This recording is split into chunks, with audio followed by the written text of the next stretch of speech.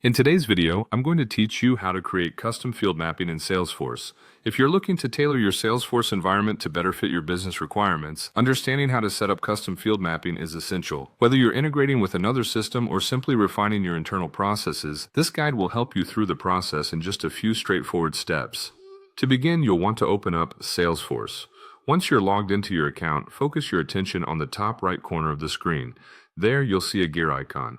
This is your gateway to the settings you need to access. Click on this gear icon to open a drop-down menu.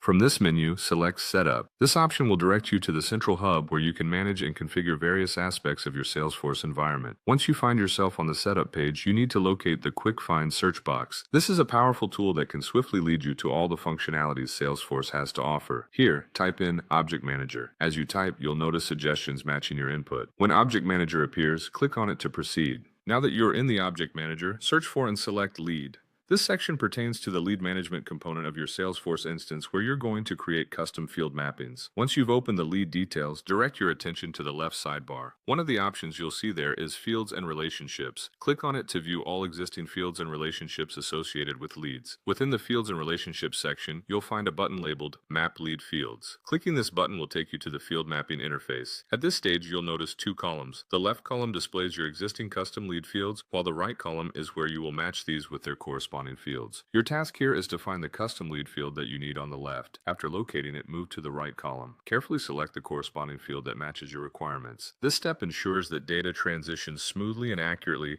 during lead conversions or integrations with other systems. Once you've made your selections, don't forget to click the Save button. This crucial step confirms and stores your custom field mappings, effectively implementing the changes within your Salesforce environment. And that's it. You've successfully created a custom field mapping in Salesforce. With these custom mappings in place, you can enhance the accuracy and efficiency of data handling within your organization. Revisit these steps whenever you need to update or change any mappings, and remember, practice makes perfect. Thanks for joining me, and I hope your Salesforce experience becomes even more tailored to suit your business needs.